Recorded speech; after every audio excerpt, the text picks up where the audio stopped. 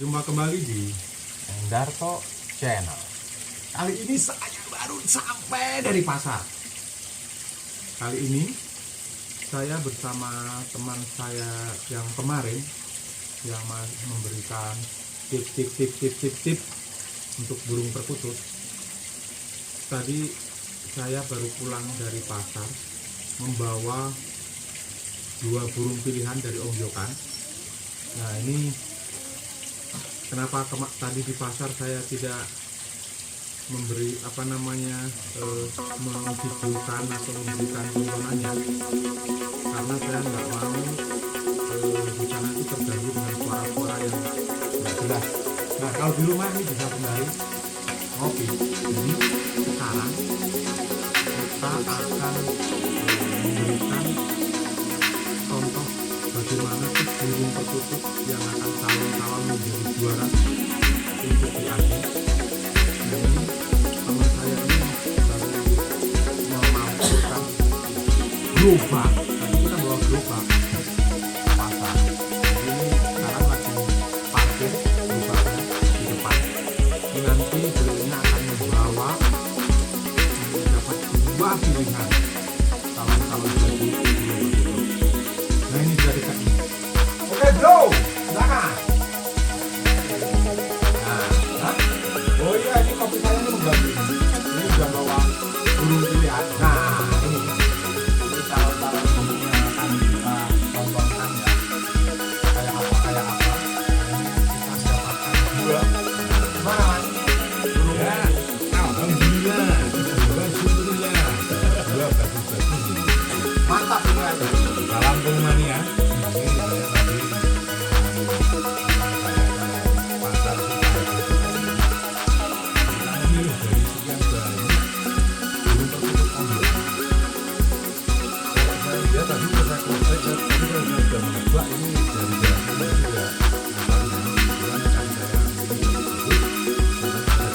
Jawa Timur mas ya? Dari Subang. Betul, karena burungnya warnanya agak silver sedikit, jadi tidak seperti burung yang jadi burung perkutut pesisir dengan burung yang di wilayah tengah itu agak berbeda corak bulunya atau ulasnya. Nah ini kalau kita mau pelihara burung perkutut, dasarnya kita harus paham tentang ciri fisik dulu. Kalau di pasar ini banyak sekali ombyoan, akan sulit kalau kita harus menunggu berbunyi, itu kan sulit. Bisa habis kopi 16 gelas baru dapat 1 nanti. Nah kan buang-buang tenaga, buang-buang waktu, nanti istri di rumah marah-marah, ini ke pasar burung atau kemana ini. Kok sampai seharian, pulang kita nggak bisa tidur karena minum kopinya kebanyakan. Pertama yang harus dikuasai adalah ciri fisik dulu. Ciri fisiknya kita cari yang Mas, ini mas, kopinya dulu mas. oh iya, Kopinya dulu mas.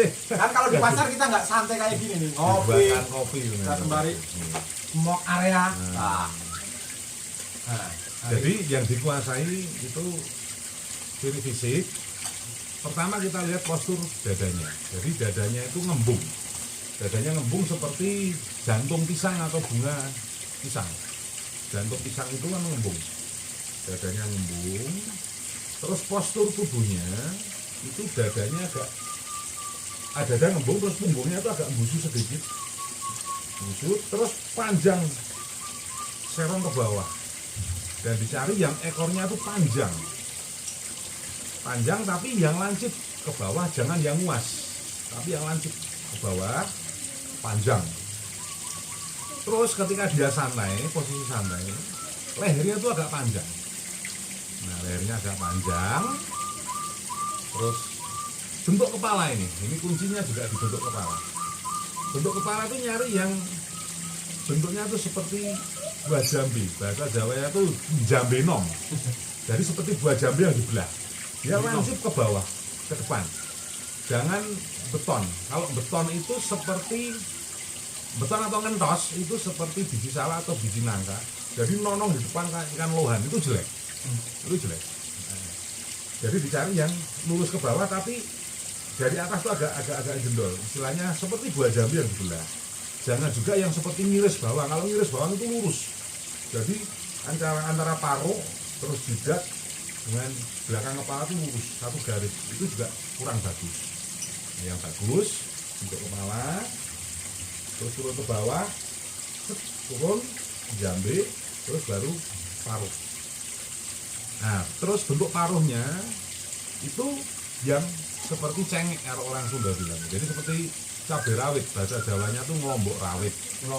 Jangan yang melengkung, jangan juga yang terlalu panjang, tapi yang sedang, tebel. Jadi tebel, meruncing ke depannya tuh seperti cabai rawit. Nah, kalau bahasa perkerisan itu seperti gabah kopong misalnya, bentuk paruhnya itu. Nah, untuk ciri-ciri berikutnya itu kita mencari burung yang sudah dewasa atau tangkapan liar yang sudah cukup dewasa, jangan yang tiian atau yang masih bakalan terlalu lama nanti. Ciri-cirinya itu kita cari paruhnya itu ada garis nat, jadi di paruhnya itu ada garis paruh, antara paruh atas paruh bawah itu ada sedikit rongga, agak terbuka, jadi bahasa Jawanya mengo. Itu salah satu tanda atau ciri burung perkutut yang sudah cukup umur. Yang kedua, itu dari ules pupur muka. Itu putihnya tuh meblak atau putihnya tuh dominan. Jadi di mukanya tuh warna putihnya tuh dominan. Tidak abu-abu tapi putihnya memplak bahasa Jawanya. Terus mata. Mata kita cari kalau kita dari depan terlihat mete. Mete itu nongol, jadi cembung seperti biji pete. Itu bahasa Jawanya mete. Terus kita cari yang sisik kakinya itu sudah kering, jadi tidak basah, kering. Itu menandakan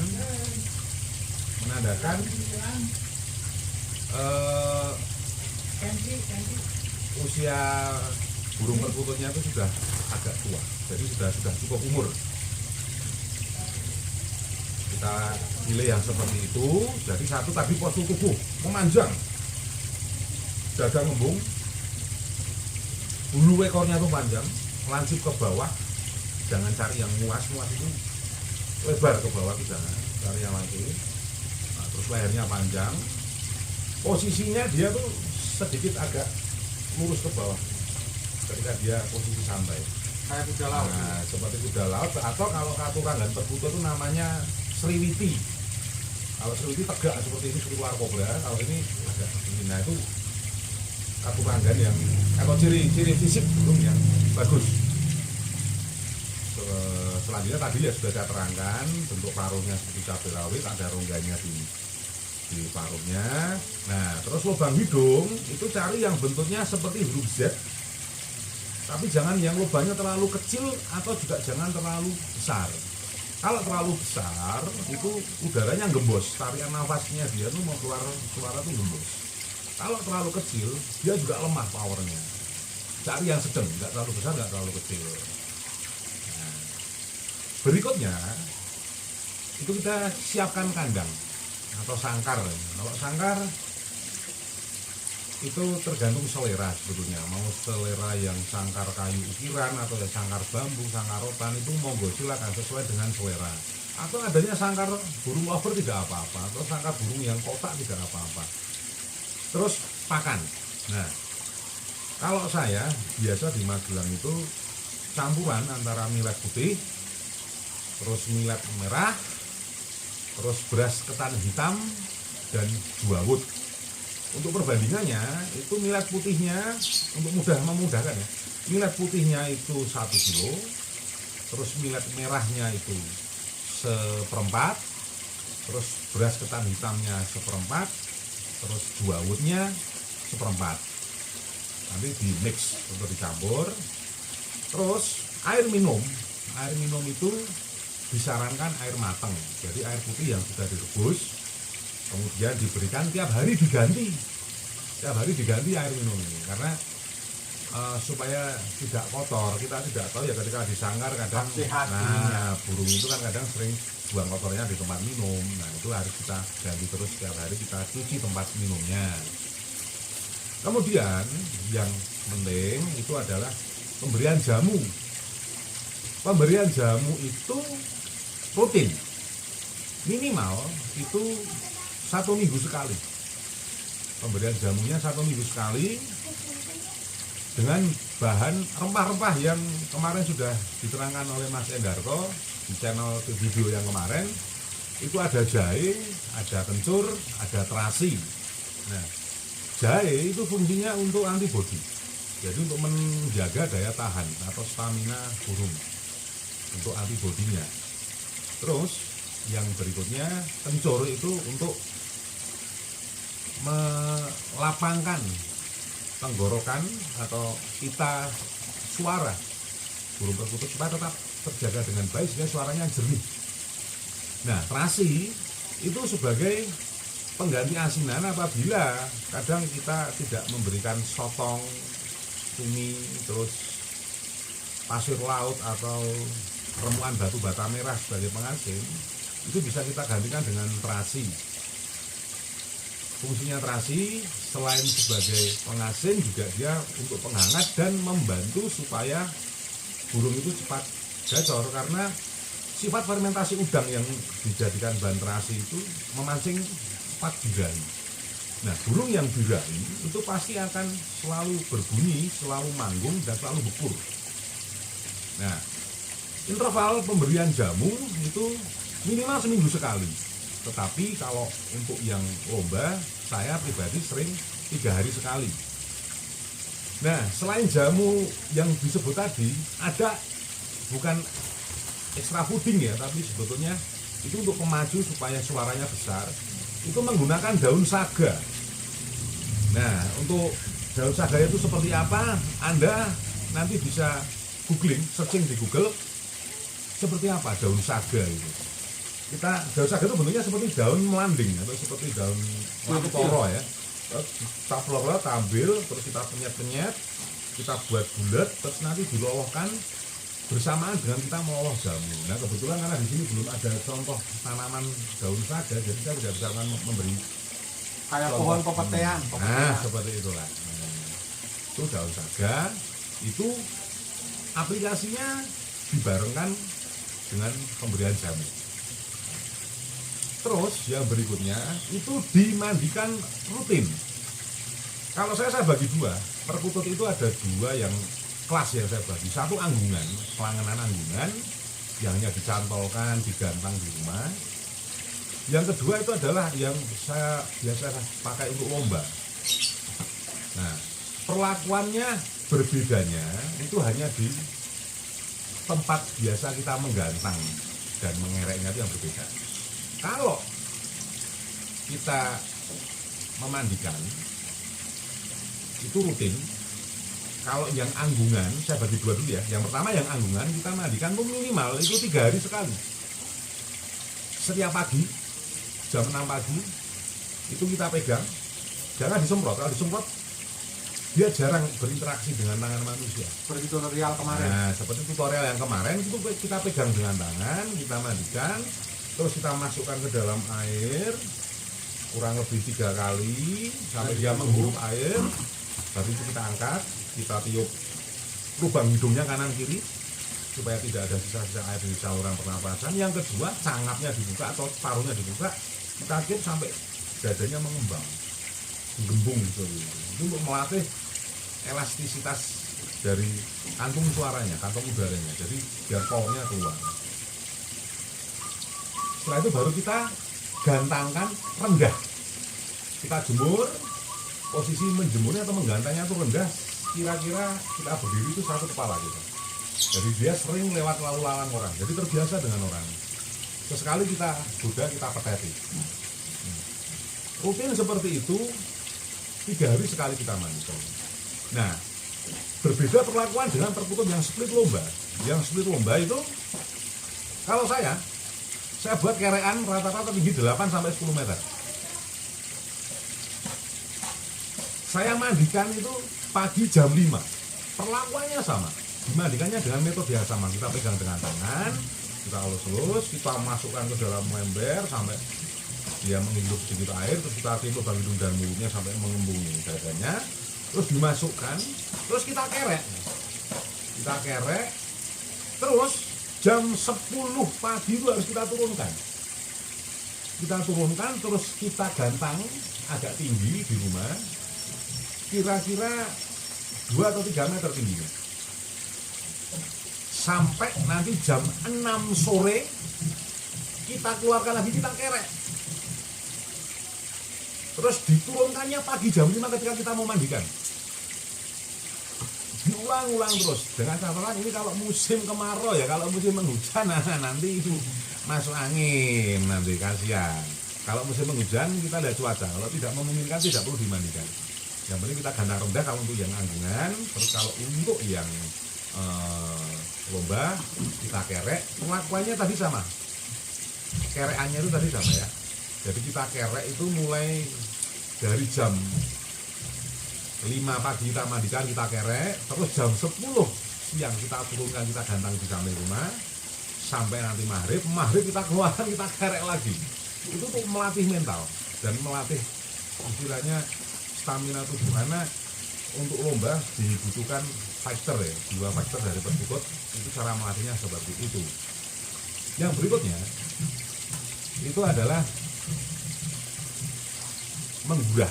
Nah, menggurah itu sudah pernah dibahas di tutorial yang beberapa hari yang lalu, menggunakan batang bunga kitolot. Nah, itu mudah ditemukan di tempat-tempat lembab di sekitar rumah, biasanya di selokan-selokan pinggir jalan, samping rumah, dekat tempat ledeng bocor itu biasa sering tumbuh. Nah, kita ambil bunganya, batangnya yang panjang, kurang lebih nanti 3 batang, kita masukkan ke air sedikit, kita temukan, setelah selesai baru kita teteskan di lubang mata, di mata, terus di hidung. Itu gurah itu sebulan sekali, karena apa? Perkutut itu kan kita ngasih makan tuh kita tidak tahu makanannya mengandung kotoran atau apa, sehingga nanti lendir yang ada di tenggorokannya itu kesangkut beberapa kotoran dan toksin, itu yang akan membuat suaranya tidak bisa los. Jadi gurah itu penting, sebulan sekali, jangan terlalu sering, supaya tetap bersih tenggorokan dan pita suaranya terutama itu. Ya, akan saya ulang kisi-kisinya. 1, pertama, kita memilih bakalan calon sesuai dengan katuranggan tubuh atau ciri fisik burung yang masuk istilahnya. Ya sudah saya jelaskan di awal tadi. Yang kedua, kita siapkan kurungan kandang yang bagus, baik tidak harus bagus ya. Yang jelas perkutut itu nyaman dan mapan. Yang ketiga, makanan kita perhatikan. Terus yang keempat, air minumnya kita perhatikan. Yang kelima, jamu ya tadi sudah saya sebutkan, diperhatikan. Yang keenam, itu dimandikan rutin, yang tadi sudah saya jelaskan. Yang ketujuh, itu digurah sebulan sekali. Nah, yang terakhir ini tidak kalah penting, yang ke-8 ini, yaitu sering kita ajak bicara. Memang penggemar perkutut, para kekumaria itu sering terlihat seperti orang gila. Kita ngomong sama burung perkutut satu persatu. Kadang istri ngomel-ngomel, istri aja gak pernah diajak ngomong loh, malah burung perkututnya diajak ngomong. Tapi ini penting karena apa? Kita harus punya ikatan batin antara kita sebagai pemilik dengan burung peliharaan kita sebagai anggota keluarga. Jadi dia merasa ada ikatan jiwa, ikatan batin. Nah, ikatan batinnya itu ada. Pelan-pelan orang Jawa mengatakan, ketika ada sesuatu yang akan menimpa diri kita dan keluarga, burung-burung kita ini akan memberikan pertanda. Contoh, biasanya kok manggungnya nggak begini ya, ini kok begini ya, biasanya kok anteng ya, tapi kok ini kelabaran ya, kenapa? Nah, itu salah satu contoh kalau burung sudah punya ikatan batin dengan kita, ada sesuatu yang baik atau sesuatu yang buruk akan menimpa kita, itu biasanya ngasih pertanda. Tidak hanya nanti dengan burung katuranggan khusus ya, yang punya ciri mati ada sekitar 54 katuranggan, baik itu katuranggan yang bagus maupun katuranggan yang buruk. Nah nanti teman-teman nanti bisa mempelajarinya di beberapa kitab primbon atau di Google juga ada kok. Teman-teman saya yang lain juga nulis artikel di Google, contoh katuranggan burung perkutut yang jelek untuk dipelihara atau jangan dipelihara, atau katuranggan burung perkutut yang baik untuk dipelihara. Misterinya burung perkutut Seperti itu. Yang kesembilan, kenapa dulu ketika saya kecil ada mitos bahwa jangan pelihara burung perkutut sebelum usia 40. Sebetulnya bukan masalah mistik atau apa. Toh saya sudah pelihara burung perkutut dari zaman saya kecil dan tidak ada apa-apa lah. Sebetulnya kenapa di usia 40? Burung perkutut itu sebetulnya burung santai, nggak seperti burung ocehan atau kicauan yang lain yang butuh perhatian ekstra tiap harinya. Burung perkutut itu burung yang santai, kita ngasih makan, ngasih minum, bersihkan kandang, itu tidak serewel kalau burung ocehan. Tetapi dibutuhkan perhatian khusus. Contoh, kita tidak boleh emosi, kita tidak boleh kasar ketika kita menangani burung, kita harus sabar. Kadang tidak semua orang itu bisa sesabar dan bisa mengatur emosi dengan baik ketika memelihara burung perkutut. Rata-rata orang bisa mencapai titik sabar kalau sudah di usia 40, sudah berumah tangga, secara penghasilan juga walaupun tidak berlebihan tapi sudah cukup mapan. Jadi bisa bijaksana dalam memelihara burung. Sebenarnya bukan karena alasan apa-apa gitu. Supaya burung kita bisa merawat dengan baik, kita punya tanggung jawab untuk merawatnya dengan baik. Nah, kalau burung itu kita rawat dengan tanggung jawab, dengan rasa sayang, dengan ikatan batin yang kuat, suaranya pasti akan keluar dengan bagus. Kalau ada apa-apa yang akan menimpa kita dan keluarga kita, dia ngasih pertanda. Dan kalau ada teman yang, wah kok burungnya bagus, nah kita bisa jual harga tinggi. mantap. Seperti contoh ini, 2 ekor ini. Ini tadi di pasar saya beli dengan rekan saya ini, 1 ekornya di Bandung ini 50.000. Tadi awalnya minta 75, terus saya tawar 25, naik-naiknya ke pegang 1 ekornya 50.000. Nah di tangan rekan saya ini nanti dengan treatment yang sudah saya ceritakan tadi, paling tidak hanya butuh waktu 2-3 bulan, tidak perlu 3-5 tahun, cukup 2-3-4 bulan suaranya sudah buka dan akan keluar suara istimewanya. Tinggal nanti selera, mau yang suaranya kristal, ngangklak, terus yang ngelelah, tinggal selera. Nah, nanti bisa dijual dengan harga tinggi karena tidak semua orang itu sabar memelihara atau mentreatment burung perkutut. Burung perkutut itu rata-rata usianya tinggi, makanya kalau beli yang udah jadi itu butuh waktu 5-10 tahun. Kalau ditreatment seperti cara saya tadi cukup hitungan bulan, tidak sampai 1 tahun, saya garansi burung Anda akan gacor, akan bekur, mengeluarkan suara maksimal, dan jinak tidak kelabraan. Begitu rekan-rekan, sedikit tips dari saya, semoga bermanfaat. Oke, para sahabat Gator Channel, tadi itu tips-tips melihara burung perkutut, dari memilih, kemudian mengurusnya, sampai ada 9 tadi kita ngomel-ngomel, berbicara sendiri yang terakhir. Nah itu tadi tips-tips mengurus burung perkutut ya. Jadi para sahabat jangan lupa tonton terus tutorial-tutorial tentang mengurus burung perkutut ya.